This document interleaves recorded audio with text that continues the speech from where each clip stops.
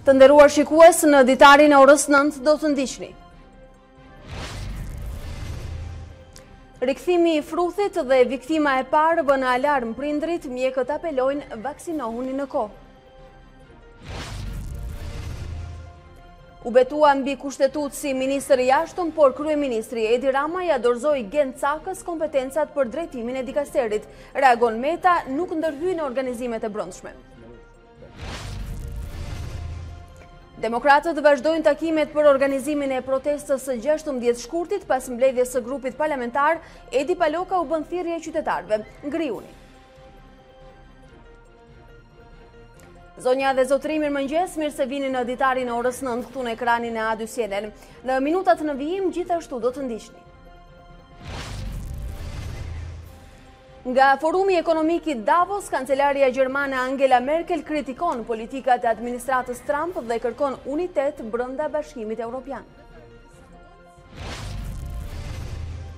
Deklasifikohen 600.000 dokumente nga fondet personale të Enver Hoxhës dhe Hysni Kapos, arkivi i shtetit publikon ditaret e punës së diktatorit.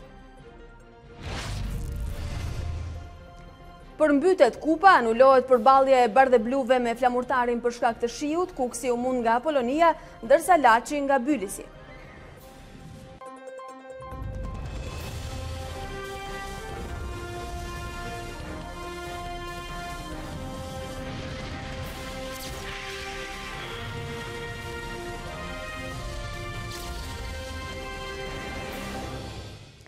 Pas viktimës së parë nga fruthi, mjekët apelojnë për kryerje në kohë të vaksinave.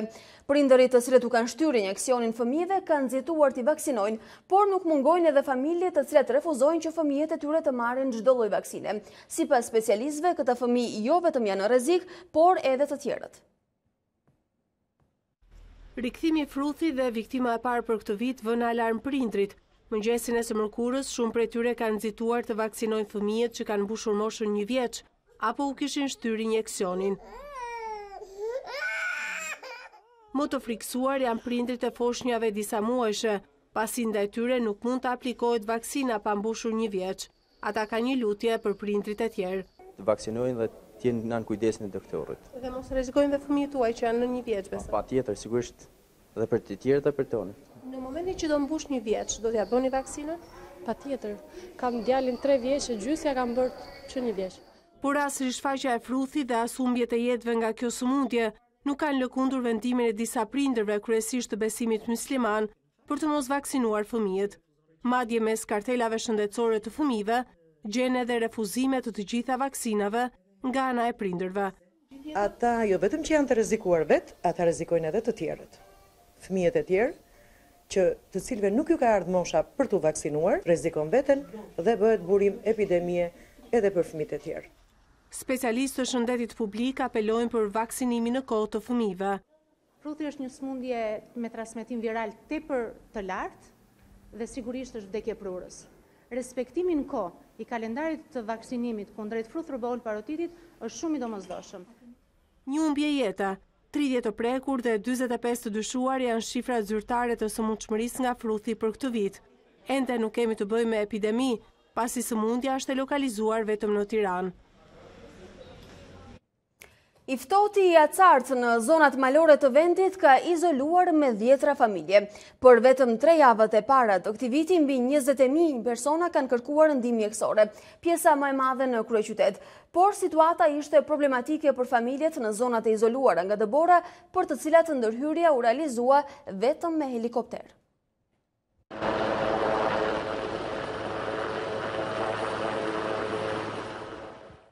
Izolimi nga dëbora dhe ngricat kanë detyruar 10 banor, kryesisht të zonave malore, që të kërkojnë ndihmë të specializuar mjekësore.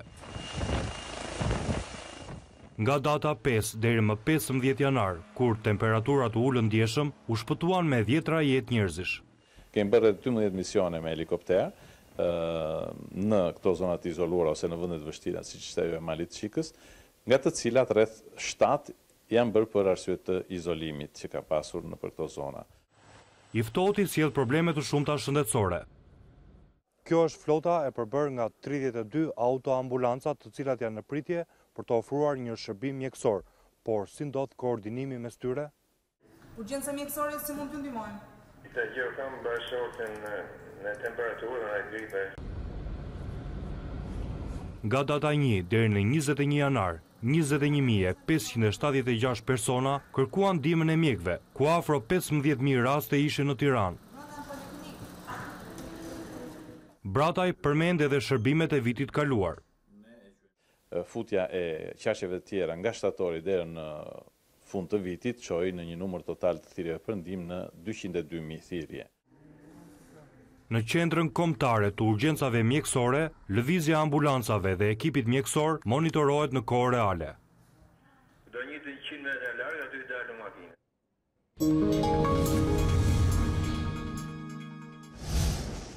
600.000 dokumente nga fondet personale të Enver Hoxhës, Hysni Kapos apo ish arkivit të Partisë së Punës deklasifikohen. Drejtoria e Arkivave të Shtetit publikon ditaret e punës së diktatorit Hoxha, si edhe shumë vendime të gjykatave të asaj kohe, që deri tani ishin mbajtur sekret. Ky është shkrimi i Enver Hoxhës, teksa mbante shënime për çka do thonte apo diskutonte nëse kishte vend për diskutime në pleniumet e partisë. Pjesë nga ditarit i punës janë deklasifikuar dhe nga sot janë publike për çdo studiues, historian apo të interesuar. Janë tërhequr dosje që kanë shënjë sekret, është hapur brenda dhe është parë të dokumentacioni, është lexuar me kujdes, është parë ja vlen për të qenë sekret apo të deklasifikohet. Kemi dhënë mendimet tona ne si grup deklasifikimi, ja kemi kaluar komisionit të ekspertizë të deklasifikimit që është pranë të pas, dhe pastaj ai komision ka vendosur për deklasifikimin e dokumentave. Në këtë proces deklasifikimi janë përfshirë edhe shënimet e Hysni Kapos. Siç e shikojmë, ky është një shkrim originality, janë dorëshkrime, është Ditari i Hysni Kapos, kemi dorëshkrimet të këtij edhe materialet e tjera, kuptohet që ka trajtuar në këto të byros. Edhe vendimet e gjykatave për të dënuar imoral nuk janë më sekrete. Ka përfunduar tërësisht procesi deklasifikimit të dokumenteve të të gjitha dosjeve që kanë qenë sekret deri më sot. Shumë prej këtyre dokumenteve dhe shënimeve janë edhe fjalime të publikuara më herët në mediumet mediatike të asaj kohe, e megjithatë mes tyre gjenden edhe shënime të veçanta të diktatorit Hoxha. E për diskutuar për këtë risi dhe jo vetëm, ne tashmë jemi në studio me drejtorin e Arkivave të Shqipërisë, zotin Ardit Bido. Mirëmëngjes dhe mirëseardhët. Mirëmëngjes Alba. Faleminderit që jeni këtu sot. Zoti Bido, 48.000 dosje të hapura brenda një viti nga arkivistët. Cila është përmbajtja dhe reja që ato sjellin? Të theksoj një herë sepse u bë kjo gjë. Që prej vitit 90, një pjesë e madhe e dosjeve u humbi arsye e klasifikimit të tyre. Sepse në kohën e komunizmit klasifikohej thuajse gjithçka. Klasifikoheshin strukturat e institucioneve, për shembull, që sot është detyrim që ti bësh publik pa kërkesë. Klasifikoheshin bordet e kullimit, klasifikoheshin të dhëna në lidhje me pjesën gjeominerare të vendit që sot është publike, të dhëna në lidhje me arsimin, apo në fondet personale të drejtuesve të lartë të shtetit klasifikoheshin pasaportën Enver Hoxhës. Pra, element pothuajse të panevojshëm. Patjetër. Dhe çfarë ka ndodhur nga 90-ta deri më sot, ato duhet ishin deklasifikuar me kohë. Problemi është që është një procedurë shumë e rënduar burokratike dhe me të drejtë duhet jetë ashtu, sepse bëhet fjalë për dokumentacion sekret shtetëror që një dokument të bën gjë më në thonjza, një procedurë e cila nuk është kryer. Rrjedhimisht ne vjet vendosëm që ne duhet të deklasifikojmë të gjitha dokumentet që s'duhet të ishin klasifikuara.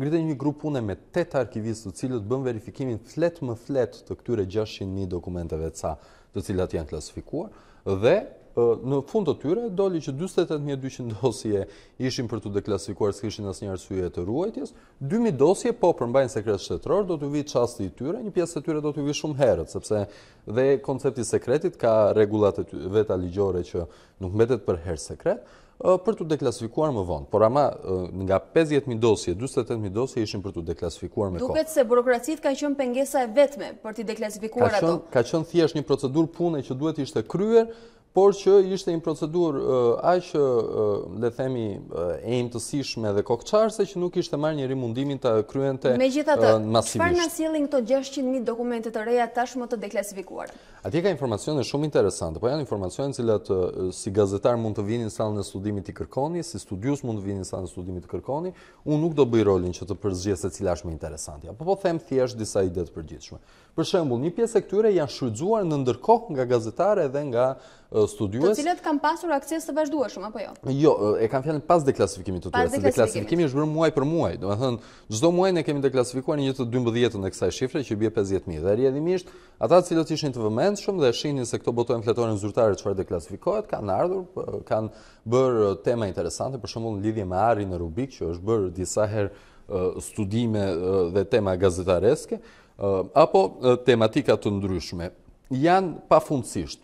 Po marrim për shembull në fondet personale të Enver Hoxhës dhe të Hysni Kabos, sepse atje përbën një farë interesi me sa kuptoj të madh publik, ka nga shënimet me dorë të tyre, nga shënimet të cilat kanë të bëjnë me parapërgatitjen e fjalimeve, po edhe përsa i përket retushimeve dhe ndryshimeve që ata i bëjnë në fjalimeve, botimeve, redaktimit, që ja bëjnë personalisht apo që e bën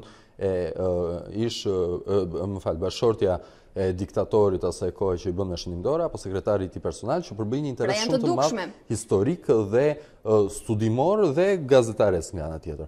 Apo kur vjen fjala tek institucionet qendrore, kemi të bëjmë me mënyrën e organizimit dhe të funksionimit të këtyre institucioneve, që ju thash që atëherë ishte një sekret i madh dhe kishin mbetur të klasifikuara kot së koti, që tashmë janë të deklasifikuara dhe janë të hapura për publikun për çdo që do të viti shohë. Besoj se i keni parë me interes shënimet në Ditarin e ish diktatorit. A ka ndonjë element interesant i cili mund të përmendet? Më beso, nuk është fusha ime studimit, nuk është dhe personalisht nuk është diçka e cila mua më intrigon shumë në pikpamjen studimore, rrjedhimisht nuk i kam parë me aq vëmendje.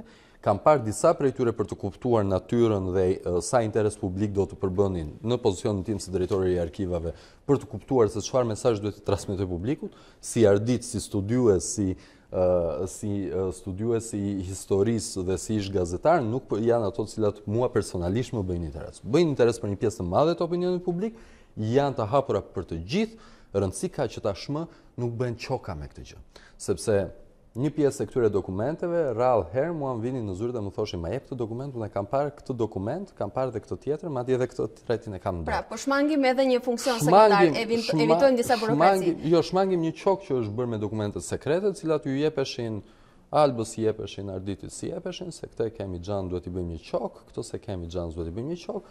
Tashmë ato, sepse duhet kuptojmë, nuk ka qenë diçka, ato duhet jepeshin se ishin ende të klasifikuara, po nga pikpamje e përmbajtjes, nuk ka pasur arsye për të mos u thënë. Rrjedhimisht këtë gjë ne e shmangim sot, janë të hapura të gjitha për publikun dhe ruajmë si sytë e ballit ato 2000 dosje të cilat janë realisht sekret shtetëror. Zoti Bido, përveç dosjeve tashmë të deklasifikuara, që është një tjetër sukses, kemi edhe një avantazh. Sistemi i arkivave të shtetit i është nënshtruar procesit të digitalizimit. Le të vinë të gjithë pra, me 2 klik mbarojnë punë në arkiv. Bëjnë aplikimin, mund të futen kushdo tani online, të bëj regjistrimin e tij në arkiv nga shtëpia, pa nevojë që të vijë. Pra, sistemi është i aksesueshëm dhe gjithçka mirë funksionon, apo jo? Patjetër, mund të bëj regjistrimin nga shtëpia, ose nëse s'di ta bëj regjistrimin nga shtëpia, do vi ta bëj atje me punonjësit tanë, nuk ka ndonjë problem me një kartë identiteti, po mund ta bëj nga shtëpia këtë në 2 të mëngjesit kur të dëshiroj.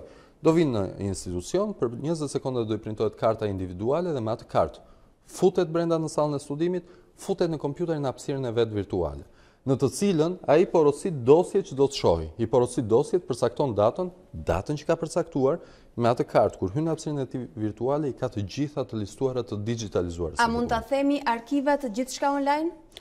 Gjithçka online, pavarësisht se s'është gjithçka online, në kuptimin që ajo çfarë është një koncept digitalizimi on demand, ku gjithçka është online në kuptimin që në çastin që ti e kërkon për sallën e studimit, do ta kërkosh jo sot për nesër, do ta kërkosh sot për pas 4 ditësh, po mund ta kërkosh për 4 ditë, 5 ditë dhe mund ta mbushësh gjithë vitet e viteve.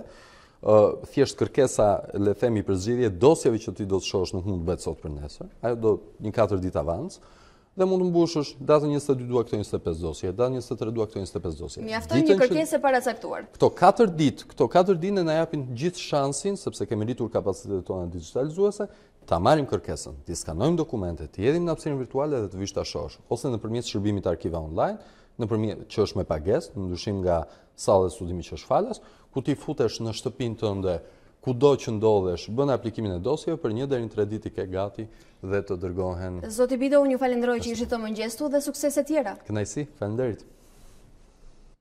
Të nderuar shikues, ne rikthehemi me informacione të tjera në kuadër të ditare, duke mbetur tek aktualiteti politik. Vetëm pak orë më parë, kryeministri i vendit është betuar mbi kushtetut para presidentit të Republikës edhe si ministri i jashtëm i vendit. Kompetencat për ushtrimin e këtij funksioni tashmë ja ka deleguar zëvendës ministrit Gencaka. Kimia mes Ramës dhe Cakës në ministrinë e jashtme mungoi me atë që mbajti për 5 vjet këtë detyrë. Ditmir Bushati. Edi Rama e ka mbajtur vetëm pak orë de facto detyrën e ministrit të jashtëm. Ceremonialin për prezantimin para stafit, kryeministri e ktheu në ceremoninë e dorëzimit të kompetencave. Unë i nënshkruar Edi Rama në funksionin e kryeministrit të Republikës së Shqipërisë dhe ministrit për Europën dhe punë të jashtme, i delegoj zotit Gencakaj, zëvendës ministër për Europën e punë të jashtme, detyrën e drejtimit të ministrisë për Europën e punë të jashtme dhe të përfaqësimit të ministrit për Europën e punë të jashtme brenda dhe jashtë vendit.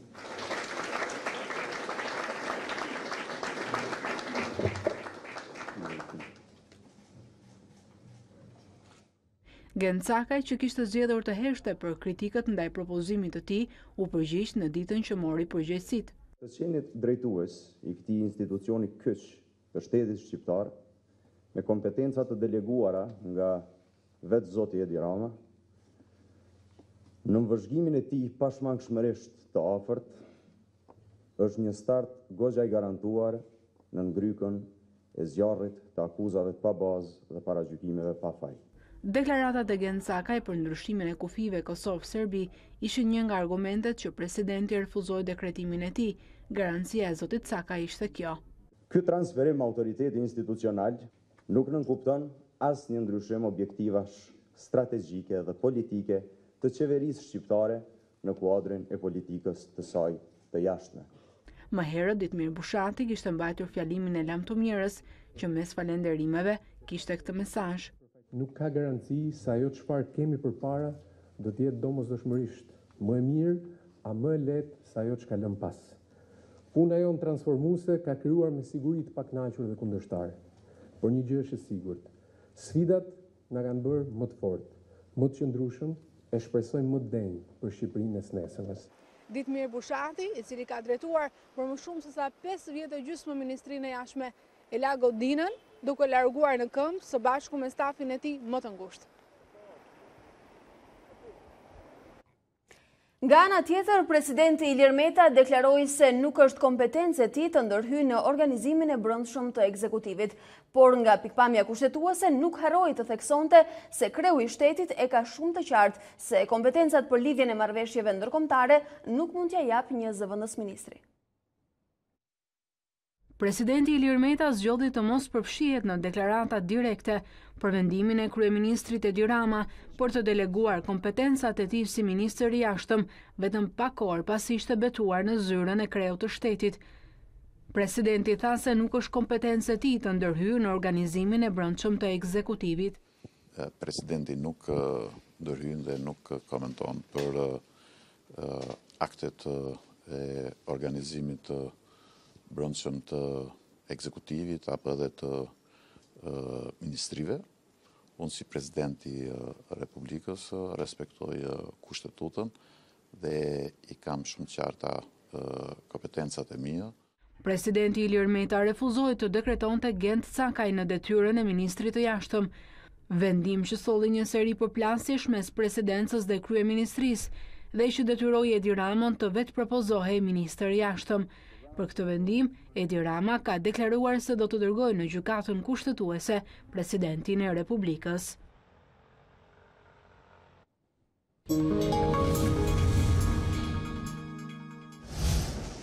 Për gjithë dinamikën e aktualitetit dhe zhvillimet politike të orëve të fundit, do diskutojmë këtë mëngjes me të ftuarin e radhës, është profesor Hysam Fera, i cili tashmë është bashkuar me ne. Mirëmëngjes dhe mirë se vini. Mirëmëngjes, faleminderit. Si e pat hapin e fundit kryeministrit, ashtu siç kishte premtuar, ja dorëzoi dekretin presidencial e me këtë rast edhe detyrën për ushtrimin e dikasterit të Ministrisë së Evropës dhe Punëve të Jashtme, zëvendës kryeministrit aq shumë të diskutuar, zoti Cakaj. Tani në këtë në fakt nuk ka asgjë interesante, meqense është bërë njohur shumë kohë përpara që politika jashtme e kryeministit Rama është thjesht një zgjatim ose bisht i politikës së jashtme të Serbisë në raport me shqiptarët. Ai është bashkuar projektit për një farë coptimi të mëtejshëm të territoreve shqiptare dhe dhurimin ndoshta të një pjesë të veriut që gjendet në veri të Kosovës së sotme, Serbisë. Për këtë natyrisht i duhen është dashur të mbledh dhe ka mbledh shumë herët rreth vetes njerëz nga Kosova që e mbështesin këtë ide. Zoti Cakaj sipas jush është një tentakul drejt këtij projekti? Zoti Caka nuk është shprehur asnjëherë kundër coptimit territorial të Kosovës siç e kërkon Serbia. Shkenzen Maliqi, këshilltari tjetër i Ramës, është shprehur se është për ndarjen e Kosovës dhe dhënien e një pjesë të territorit të Serbisë. Kështu që kryeministri përgjithsisht ka mbledh nga Kosova ata persona të cilët janë në këtë projekt. Profesor, fakti që nuk është shprehur kundër do të thotë se është pro atij projekti? Jo, nuk është se nuk është shprehur kundër, ai është shprehur pro. Sepse pro ti është shprehur presidenti i Kosovës, Hashim Thaçi. Pra është një italin, po thonë. Dhe mbasi ka heshtur një kohë të gjatë Rama, duke treguar ashtu aftësinë edhe të heshtë, që nuk i njihet shumë, në fund deklaroi se kush e konsideron Thaçin tradhtar është gomar. Domethënë se ky është me Thaçin, nuk është me gomarët. Një deklaratë, një provë për anësinë. Një provë, deklarimi i parë i tij, pra që është në krah të Thaçit dhe projektit të tij, që është në fakt projekti Vučićit që i kërkohet Kosovës dhe bashkësisë ndërkombëtare me pretekstin se Serbia ka humbur gjithçka në përballjen me NATO-n dhe se Vučići nuk mund ta njohë pavarësinë e Kosovës pa arritur një farë fitorie të cilën ta paraqes para publikut serb si një barazim në këtë ndeshje, pra që dha vërtet një pjesë të Kosovës, por edhe në mori diçka. Ditari, a besoni vërtet se dyshja Rama-Thaçi mund ta realizonin dhe mund të ishin pro një projekti të tillë? Që janë pro është e ditur nga veprimtaria e tyre e ethshme gati dhe shumë intensive në këtë drejtim, që nuk përbën më enigmë. A mund të realizojnë, këtë nuk e di. Po pozicionimi i kryeministrit të Kosovës në këtë mes? Kryeministri i Kosovës në këtë mes është pozicionuar kundër këtij këmbimi, nuk është as këmbim, kundër këtij, si thosh, dhurimit të njanshëm të pjesës të Kosovës, falje territoresh, siç ka ndodhur shpesh në historinë tonë. Nuk është shprehur aq me vendosmëri se do të jetë kundër një republike serbe brenda Kosovës, më asaj që njihet si zajednicë. Kundër është shprehur presidenti i Shqipërisë, Ilir Meta deri tani, kundër këtij këmbimi, por nuk është shprehur aq sa duhet për kundër zajednicës. Kështu që kemi një linjë kryeministër i Kosovës, presidenti i Shqipërisë dhe kryeministri i Shqipërisë me presidenti i Kosovës. Ne kemi diskutuar edhe më parë për asociacionin e komunave serbe që shqiptarët e njohin si zajednica tashmë. A ka gjas të rinegociohet ky projekt apo do të mbetet projekti fillestari i cili parashikon pothuajse një republikë serbe autonome në Kosovë? Ai projekt është ndaluar një herë për një herë, sa e veprimtarisë fuqishme që zhvilloi vetëvendosja bashkë me disa parti të tjera që ju bashkangjitëm. Por politika jashtme zgjat shumë. Se si do të jetë fundi, përsëri nuk mund ta them me vendosmëri. Dhe mbi të gjitha do të kërkoja që askush mos udhëhiqet nga pyetja si do të jetë fundi, por si do duhej me qenë. Ajo që do duhej me qenë është pengimi i zajednicës dhe pengimi i faljes së territoreve shqiptare. Pastaj, po të bëj llogarinë e si do të përfundoj, nuk do të jem asnjëherë qytetarët e shqiptarë mirë. Sepse ndoshta llogaria del se në fund ata do t'i fitojnë të dyjat, Serbia do t'i fitojë të dyjat. Dhe kjo ndoshta më depresionon që unë sot mos angazhohem. Por unë angazhohem gjithmonë se si do duhej me qenë punët, e jo të bëj llogarinë nga kush do fitojë. Duke menduar të kontriboni edhe në këtë ndryshim, ndoshta.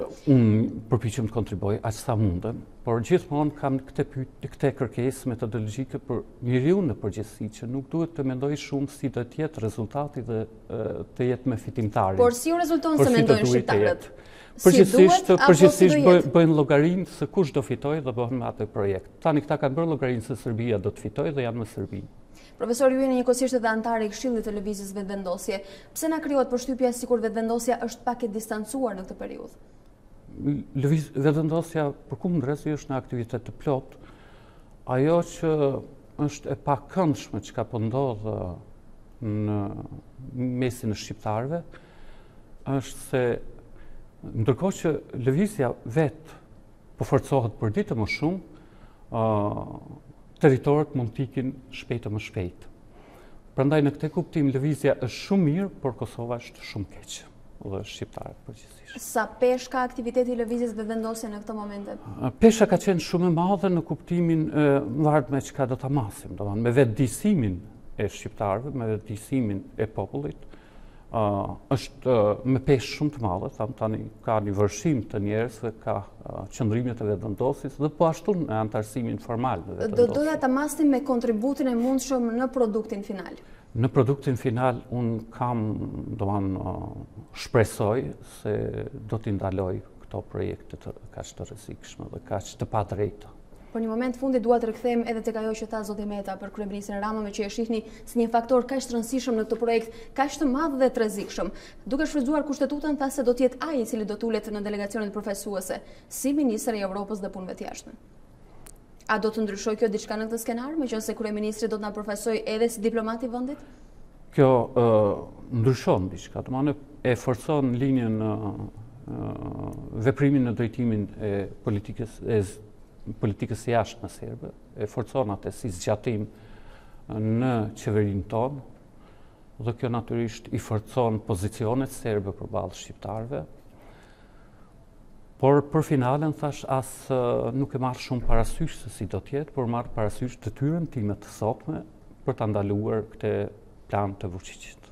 Zoti Fere, është e pamundur të shmang protestën e studentëve kur flas dhe diskutoj me ju. Keni qenë dhe ju kemi parë edhe në oborret e protestave, në një moment në një deklaratë që ne ju kishim drejt për drejt thatë se këto nuk janë universitete. Si e shihni protestën sot në këtë moment që ndodhet? Disa rezistojnë, disa janë rikthyer mësimit, ka dhe përplasje me studentëve, por edhe mes pedagogëve. Çfarë po ndodh?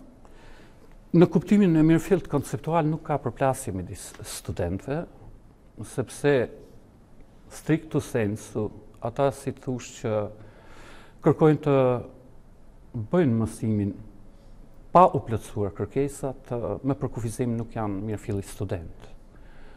Kush janë këto grupe, profesor? Nuk e di. Disa mund të jenë militantë partijak, të cilët i bindën urdhrat të partisë. Militantë që mund të jenë studentë një Student, po, pra që janë, për ata po flas. Disa mund të jenë, kuptohet, edhe të dorëzuar përballë presionit jetik gati të ushtruar nga qeveria. Qeveria ka shtoj presionin mbi prindërit e tyre, duke i kërcënuar si tush me jetë në thojsa, në kuptimin të le pa mjetët e jetesës, duke i pushuar nga puna, duke i kurzuar prindërit që t'i ftojnë fëmijët e tyre të kthehen në mësim ose të largohen nga puna. Dhe sigurisht kjo është pastaj një pjesë e dhimbshme e studentëve të cilët detyrohen të kthehen në mësim. Po pozicioni juaj i klasës akademike që mbetet një rëndësi e tjetër. Disa prej tyre janë bashkuar edhe bojkotit, por ka të tjerë të cilët ndoshta janë detyruar ta rinisin mësimin. Pedagogët janë bërë si gjithë njerëzit e tjerë, të ndarë, por shumica janë për fatin e mirë me studentët. Kur them shumica sepse asamblet e pedagogëve, që është institucioni i krijuar me ligjin e ri, ku mlidhen të gjithë pedagogët, trupa pedagogjike dhe merr vendime, pra është institucioni i demokracisë më të drejtë për drejtë. Në shumicën e fakulteteve janë shprehur për vazhdimin e bojkotit të mësimit deri në realizimin e kërkesave. E kjo do të thotë se trupa pedagogjike në tërësi është në krah të studentëve dhe vendosur të vazhdojë. Sigurisht pjesa që mos lehti i trahton kërkesat e studentëve, sepse i ka pas trahtuar shumë para se të ndodhë protesta, ose më saktë mund të themi edhe se protesta ishte rezultat i tradhtisë së drejtuesve të universiteteve përballë studentëve. Një revolt. Kështu që këta janë bashkuar pastaj qeverisë, kjo është një farë mafie universitare, që është mjaft të fuqishme. Kur flet njeriu për shumë për disa rektorë, siç ka qenë i përjetshëm Dori Kule e tjera, i kanë një fuqi që Edhe ti imponoj kryeministrit, po edhe kryeministrit i pëlqen ky imponim. Kështu që kryeministri... Një tokë fjalësh i madh, një mafje universitare, thatë ju, a ka një mundësi për ta shkërmoqur këtë? Ka shumë mundësi ta shkërmoq, për këtë duhet ta bëjnë institucionet që janë ngarkuar për këtë punë.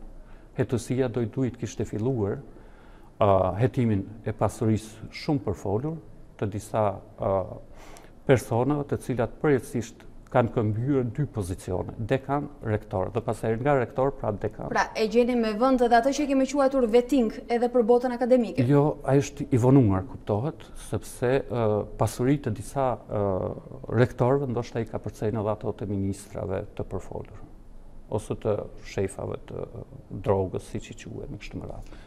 Profesor, unë ju falenderoj që sot ishit këtu. Faleminderit edhe ju për ftesën.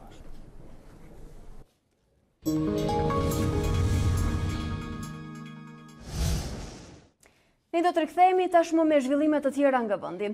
Demokratët vijojnë takimet organizative për protestën e 16 shkurtit. Deputetëve dhe antarëve të kryesisë u janë caktuar edhe zonat përkatëse.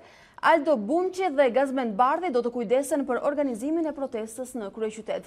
Në mbështetje të tyre do të jenë edhe deputetët Albana Vokshi, Jorida Tabaku dhe Grida Duma. Enkelej Dalibeje është ngarkuar në Fier për organizimin e protestës, ndërsa Flamur Noka në Shkodër. Nënkryetari Edi Paloka ftoi qytetarët që t'i bashkohen protestës së 16 shkurtit. Ndjekim prononcimin e tij të dieshëm për mediat. Çdo që ka njallë, çdo qytetar duhet kuptoj dhe besoj kaq na e dham ta kuptojmë edhe studentët, edhe protestuesët e Astirit, që kushdo që ka njallë duhet ngrihet dhe të protestojë ndaj Edi Ramës, sepse për ndryshe ky do vazhdoj të tallet, do vazhdoj të bërë arrogantin, do vazhdoj ta shkel këtë popull me këmbë. Nëse nuk ngrihemi vetë për interesat tona, dhe këtë e kam për qytetarët, po flas si qytetarë në radhë parë, nëse nuk ngrihemi, atëherë ai do vazhdoj të tallet me ne, do vazhdoj të bëjë arrogantin dhe ne do vazhdojmë të shkojmë keq. Por mazhoranca i bën thirrje opozitës për të votuar ndryshimet me konsensus. Kreu i grupit të Partisë Socialiste, Tauland Balla, foli edhe për kërkesën drejtuar qeverisë për të anuluar ndërtimin e hecit në kanjonin e Holtës. Në selinë e PS-së u mblodhën sot koordinatorët e zgjedhjeve në çdo bashki. Burimet nga takimi i tha ana 2 CNN se u dhan udhëzimet për të komunikuar me çdo qytetar e për t'i treguar punën e bërë nga çdo bashki socialiste. Më herët nga kryesia e kuvendit, kreu i grupit parlamentar socialist Tauland Balla i bëri thirrje opozitës të miratojë ndryshimet e reformës zgjedhore. Partia Demokratike duhet një orë më parë të vinë kuvend në Shqipërisë miratimi me konsensus i reformës zgjedhore. Nuk mund të jetë agjendë politike pro integrimit evropian që sa herë Shqipëria afrohet në një gur kilometrik të rëndësishëm në rrugën tonë europiane, opozitat bojkotoj kuvendin, të ngrej çadra, të protestoj etj. me radhë. Balla u pyet edhe në lidhje me hecin në kanjonin e Holtës. Një grup socialist shtoi Balla, i kanë bërë kërkesë qeverisë që të bllokohet çdo ndërtim që dëmton asetet natyrore. Kryeministri Rama, ministra Balluku do të marrin gjitha vendimet për të pezulluar e më pas për të bllokuar çdo lloj ndërtimi që prish dëmton një aset të rëndësishëm natyror. Ndërsa bashkëkryetari demokrat i reformës zgjedhore Oert Bylykbashi deklaroi se Balla nuk i njeh as amandamentet që Partia Socialiste ka depozituar. Ndërkohë 5 janë problemet reale të zgjedhjeve që sipas tij burojnë nga qeveria dhe zgjidhen me vullnet politik, pa ndërhyrje në kodin zgjedhor. Zëvendësimi i 1.4 milion kartave për të cilat shqiptarët do të paguajnë 21 miliard lekë të vjetra dhe qeveria nuk ka siguruar mundësinë për të shmangur radhët e gjata të qytetarëve që po aplikojnë. Problemet të tjera janë shitblerja e votës, presionit mbi administratën dhe zgjedhësit, abuzimi me burimet shtetërore në zgjedhje dhe listat e zgjedhësve. Këto janë rekomandimet e OSBE-ODIR për realizimin e zgjedhjeve të lira e të ndershme që sipas Partisë Demokratike nuk janë në dorë të përmirësimeve ligjore, por të zbatimit të ligjit nga qeveria.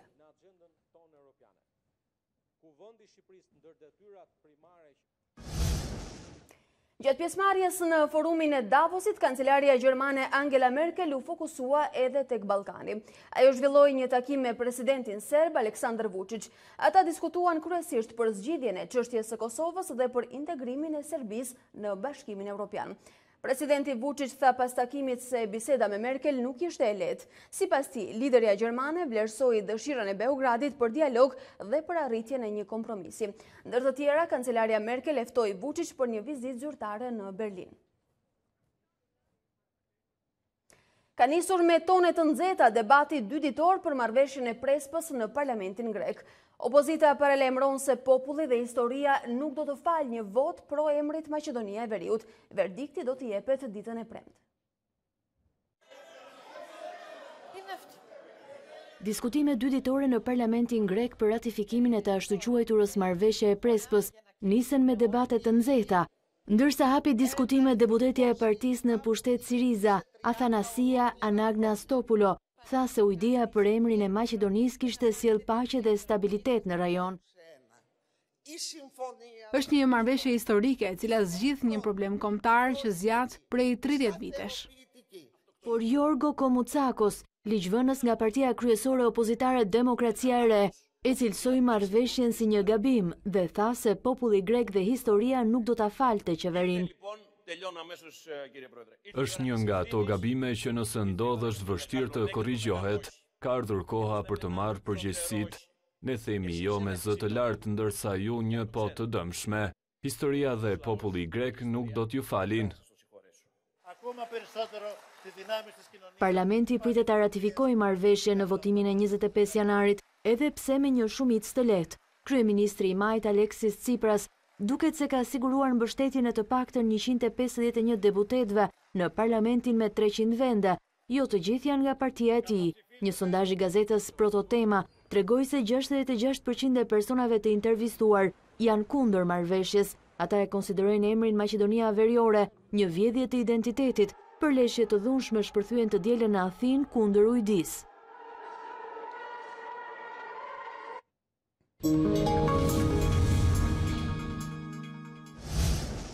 Është radha e sportit. Futbolli shqiptar është përballur me problematikën e fushave në gjendje shumë të keqe, por nëse 7 takimet e tjera u luajtën në Moçal, fusha e Selman Stërmasit u përmbyt plotësisht. Kjo e bëri të pamundur zhvillimin normal të Tirana Flamurtarit.